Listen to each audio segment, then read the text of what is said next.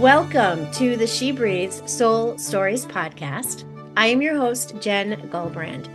This podcast and the SheBreathes Soul Stories book was born from one simple truth, that sharing our stories heals.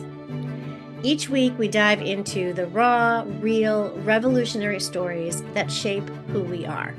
Because when we speak from our souls, we not only free ourselves, but we help to heal one another.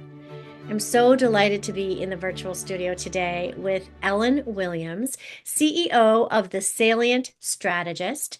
Ellen and I actually had the pleasure of being on a panel together, I guess a few months ago now, about we were talking about self-care and self-compassion with the fabulous Donna Cravata. So I want to acknowledge that she is the one who introduced us. Welcome to the show, Ellen. Thank you so much, Jen. It's a pleasure to be here. Absolutely. And I was actually on Ellen's podcast as well. So we're getting to see each other quite a bit this spring, which is so nice. Ellen, tell our listeners a little bit about the work that you do as the Salient Strategist. Certainly. So the Salient Strategist is about business process improvement, specifically in alignment with technology. So I've been in technology for over 30 years, and this permutation of my career, this relatively new business, really works with teams at my clients to understand what their business's processes are, diagram them, document them, and then help them align that with the technology to support them. Wonderful. Well, I know that we were just having a little technology glitch here as we started the podcast. So thank you for your patience, right? Sometimes we just don't have the control that we would like to have. So, Ellen, what personal story are you willing to share with our listeners today on our podcast? There are many to choose from for sure.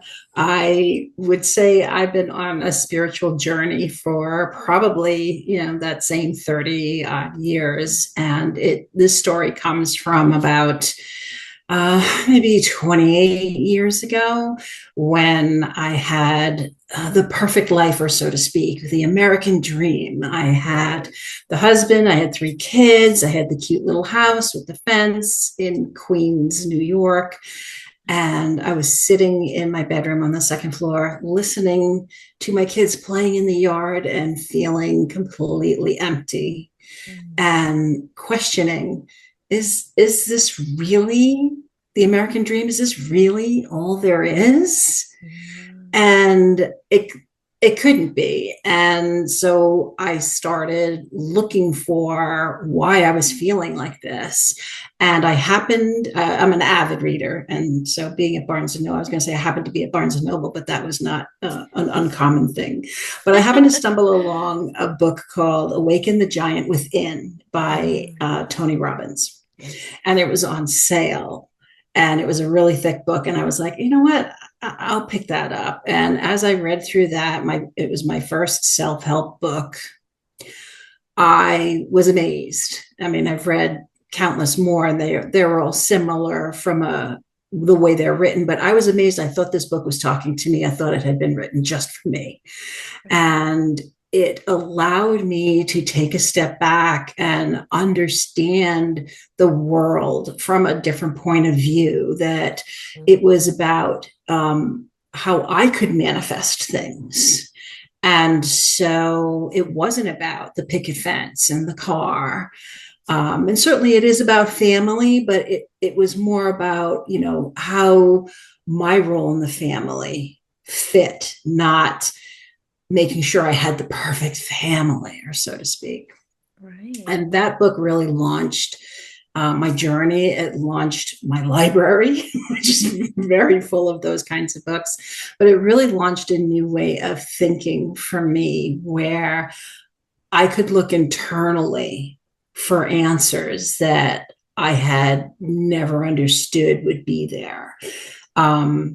Took a lot of practice. I mean, a lot of practice, because it was changing everything. It was changing the way I thought. It was changing the way I communicated.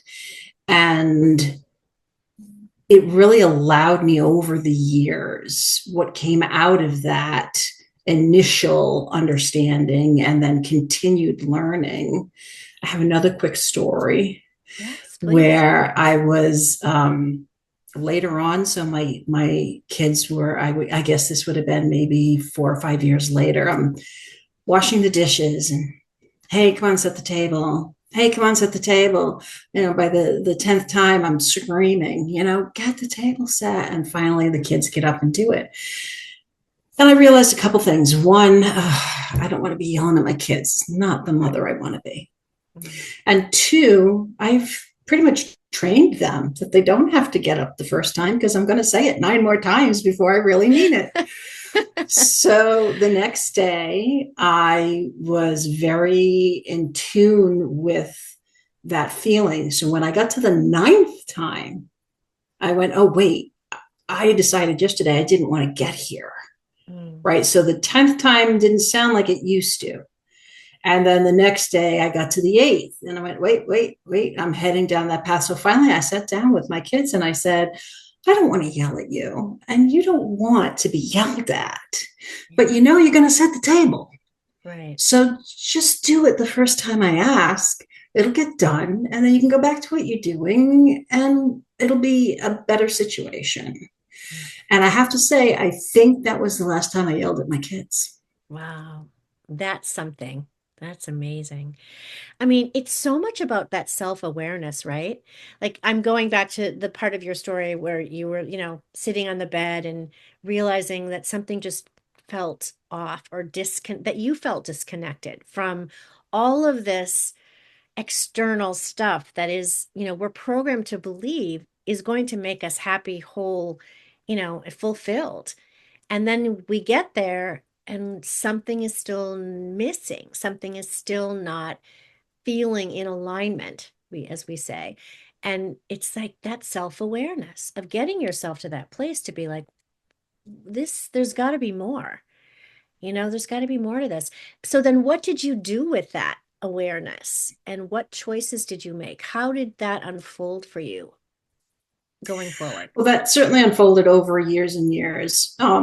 One of the choices I made, to my kids' chagrin, was preaching the heck out of what I was learning, right? Oh, Because sure. and I've witnessed this with other friends when they've found their first self-help book, whatever it is, Mm. that they start preaching, Yeah. and I connect with that. I'm like, I was there. You think the world should read your book, you want to buy it for everyone you know. Mm. So I started really talking to my kids when I was driving them to school.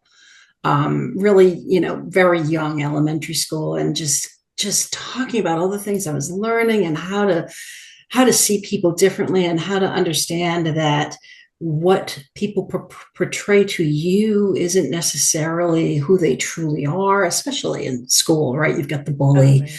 who a lot of times the bully is the one with the low self-esteem. Oh, So I was clearly. trying to, Yeah. right. So I was Yeah. trying to explain these things to them. And so that conversation went on and, I built, I have always had sort of an outward confidence, but I was starting to match that with an internal confidence that I deserved things that I previously didn't necessarily think I deserved, that I was worthy, it wasn't a fluke that I got that right. What do you know, right?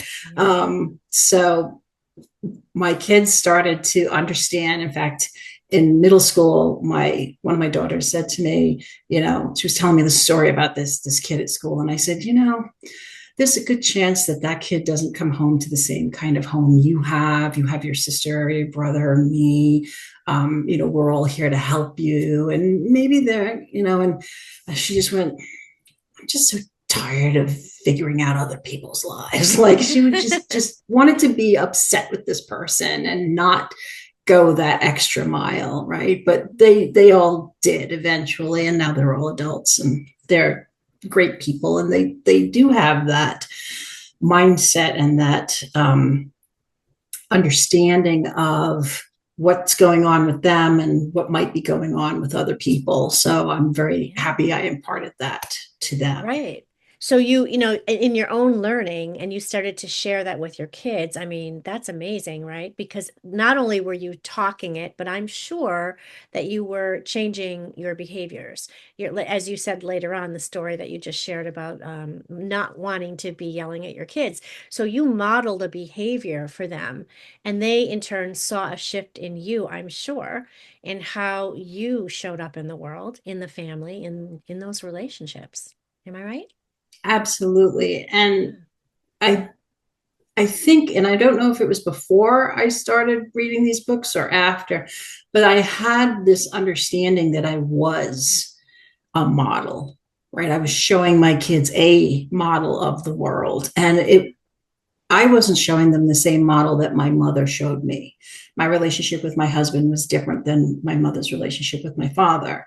Eventually, I wound up getting divorced. And for many different reasons, one of which was I did not want my kids to think this was what marriage was all about. I mean, some marriages are, unfortunately. So when that happened, that was a big change in all our Of lives. course. But they, at one point they said to me, "Wow, you've changed." And I said, "Yeah, this is me happy." Mm. These are new things that we're going to explore together. And then certainly when my second husband entered my life, he was the complete opposite, because I had learned what I really wanted in a relationship, and they just were waiting for the other shoe to drop. Like Right. this, this can't be real. This guy can't be real. Look what the other guy was like. Right. And then it took a while, but eventually they came to realize that there are such diversity in people. There are equal, other sides of a spectrum. And I think that was the best model I could have given them, that not all relationships are the same and not all men are the same, right? They aren't. Not all women are the same either. Right. Right. And so they're all of them have partners that are very unique in this world. They've gone different paths, and they all have relationships that have deeper meaning to them, which I'm really proud of them for. Oh, absolutely. That's all you want, right? You want your kids to just make choices that, you know, are again in alignment with who they are and what makes them happy. So that's Yeah. lots to be proud of. So how do you feel like those were deep lessons for you, right? Going through that, having that self-awareness, learning how to impart that on your kids. How do you feel that has sort of uh, shown up in your life since then, either personally or in your professional career, like that sort of self-awareness that it's an inside job, right? That all that outside stuff we really can't control. We can choose how we respond to it. But what we really have the power to change is our own, you know, perspective, decisions, actions that we take. So how did that, because that's a big life changing experience, right? And how have you seen that sort of show up in your world since then? Yeah. It took its time, As actually. everything does, right? Absolutely. Yeah, And yeah. I do believe with age comes wisdom. Mm, So although I've been on this journey for 28 years, there are still reminders yeah, every day to reevaluate, maybe yeah, better understand the situation. And for many years professionally, even after building confidence and building several businesses and getting recruited by a big corporation, and I always felt that I needed to validate yeah, myself to right? others Of course. and defend myself. And over the last maybe 2 years, I've pulled back on that. It really is not so much that I need to defend myself, as I just need to be present, right? I need to show up as me. And there doesn't need to be that level of emotion Mhm. in the conversation, but there can still be that level of, I'm trying to find the right word. It's not quite passion or need. Commitment, Commitment's a good one. authenticity. Yeah, I feel Of, that. right, of Yeah, authenticity, of me being me without having to defend it, right? So I right, still show up, but it's not a me against them. right. It's a, okay, I'm understanding what you're saying, and instead of taking offense to that, which I may have several years ago, Yeah, right? yeah, yeah. I'm going to let you have your opinion and understand that what you're saying is coming from a place, another place, that I Right, did not invoke that, but I might be getting the end result of that. right. And have a certainly a much calmer conversation around Absolutely. it. It's almost like I'm just like your story is amazing. I mean, like all of us, we have so many kind of levels of it, but it's really about self-empowerment, self-aware, becoming aware of who you are, who you want to be, and then really feeling empowered to be that person instead of how we're so programmed. The like you said, we're always seeking validation to prove worth to ourselves and to other people. But when you kind of figure that out, that piece that you just shared, it's very empowering. Yeah, don't you think? Yeah. I do. I think not only is it empowering, but it's somewhat comforting. I Yes. don't have to show up as someone else. Yeah. I can show up as myself. And empowering is an interesting word because it does allow you to feel a level of confidence, but it Absolutely. doesn't necessarily make me need to feel like charge. Let's move Oh, forward. Like I'm empowered. We're going to do absolutely. this, right? That's It the could just, masculine energy. right, right, that right. that And that's, doing, yeah, proving, right? Yeah. You're tapping more into your divine feminine, which is just this awareness of an acceptance of this is who I am and I feel good about it. Yeah. It's lovely. yeah, And yeah. and and And and and that you get to choose every day, right? Every yeah, and day. I've been bringing her along for the ride for a long time, That's right? great. I feel Yeah. like I finally like merged, if that's the right way to think about it, right? Like Absolutely. I knew that was possible, but practice is one thing, Oh yeah. but actually embodiment is another. Hugely different. And I think for many of us, women who've been in like, masculine type roles in corporate, right? Where we are leaders and people are reporting to us and we're being looked up to in terms of, guidance and leadership. Like we do tend to kind of fall into that more doing kind of energy. But what we learn, like you said, wisdom comes with age. I think when we grow older, we more mature, we start to understand that balance of the doing and the being and that authenticity and that we can be really successful leaders by tapping into some of these other energy sides of ourselves. And in fact, I think we're better leaders when we do that, when we can kind of tap into those softer sides of us and find that whole balance. Yeah, I think that's Yeah, so being true. more holistic. I think you really phrased it well for me, the doing and Yeah, being. I was yeah. doing for a long time and So and many of us. successfully and learning, Of course, and yeah. now I'm definitely In the your being, yeah, living it, and I yeah. don't have to preach it anymore, Yeah. right? And It like you it said, is what it embodying it. is. You are Yeah. embodying your whole self. And I think that's, men or women, it doesn't really matter how we identify it. We all need both sides of these energies to be whole. And I think having that awareness and then being able to embody it fully is what is the turning point for us, which I think is so great.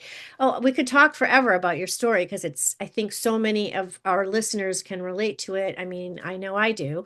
What do you do when I invited you to come on? Because you're in a very, public role, corporate America, what inspired you to be ready to sort of share these more vulnerable sides of yourself, of your story? Because it's not easy to do, as I know. Well, I think I had practice sharing them with my kids, Yes, you did. but what really enables me to share this is, I think, for probably most of my life, if I were to describe what I do, I see myself as a teacher. Oh, yes, for sure. And so when I gain knowledge, I share it. Yeah, And years ago I was a consultant, right, and I still am. I'm yeah, just doing slightly different version of it. right. And the more I trained people on how to do things, the Mhm. more gratifying it was. I was sharing something they didn't know. I walked into the Right, room having some knowledge they didn't have, but they found useful. right. And I think that also helps with Absolutely. the confidence and the being, and I've been a public speaker. That's so poignant, and I want to grab onto this because that's what this whole thing is about, right? Is that when we can show up as human beings, even in a corporate setting, right? And we can share sides of ourselves that people may not be aware of, vulnerable parts, stories, challenges that we've had. When we can do that in a safe space, it allows everyone else in that space to kind of let their guard down too, and to be like, wow, you know what? We're just people. Right. We're in earth school, as I like to say, learning from one another. And I think it just takes it, like, brings the it breaks down some of those boundaries that are so unnecessary, that can be, I think, limit us from interacting in a more conscious way. And so I think that's, I don't think, I know that's such a big part of what this movement is about, is to encourage people to just be real and to share.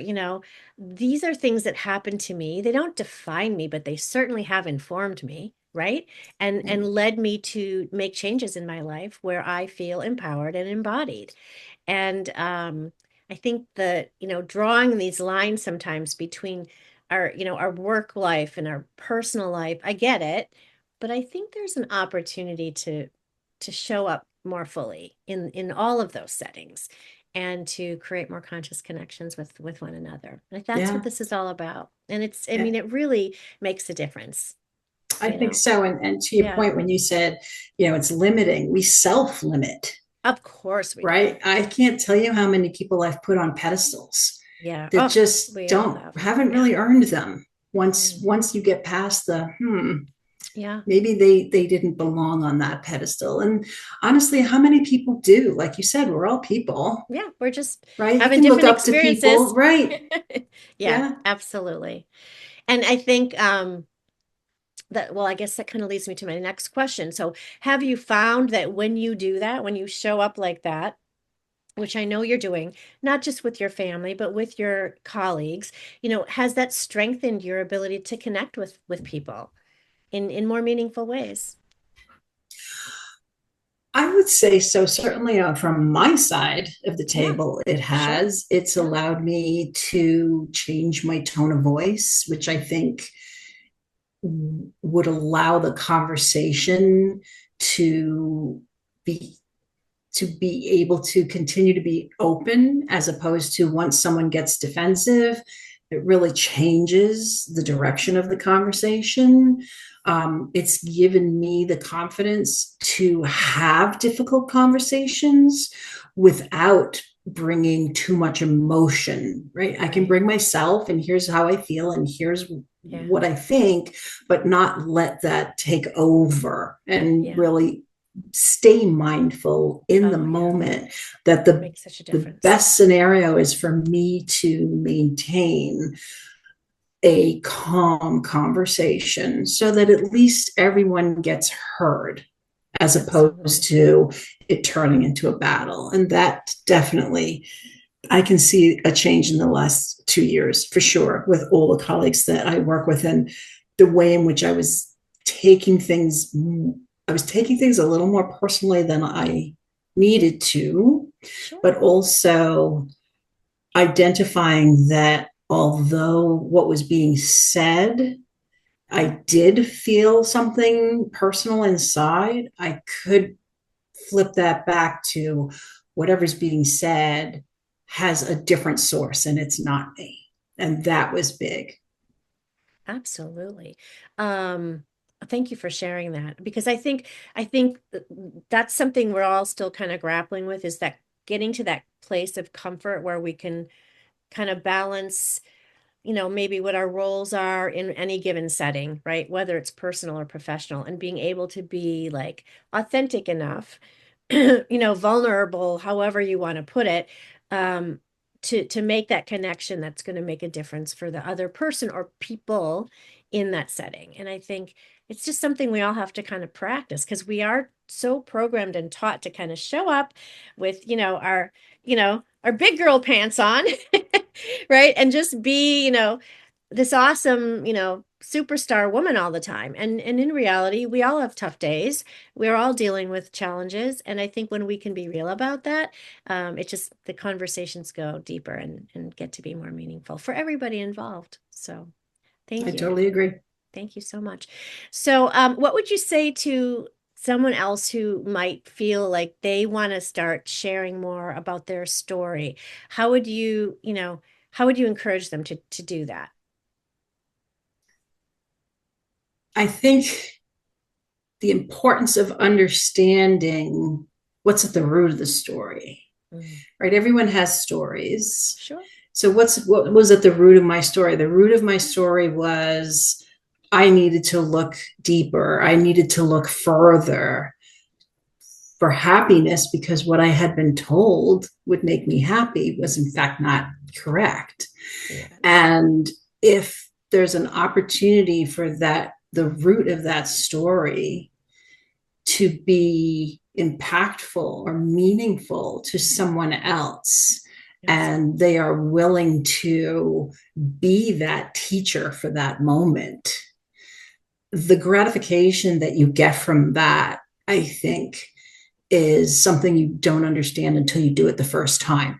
So if Right. anyone is nervous about being vulnerable, do it in a small setting to start. But if you have a story that someone else can learn that same lesson, again, Absolutely. once you get past that initial one and you realize that your lesson moves to someone else who could then move to someone else, and it's that wave, right, that we don't Mm, really know how far we're making an impact, it's but so as soon true. as you do, you want to do it again. And I say to people, if there's anything in my head that you need, it's yours. I'm happy to tell you. And I also tell people, here's some unsolicited advice.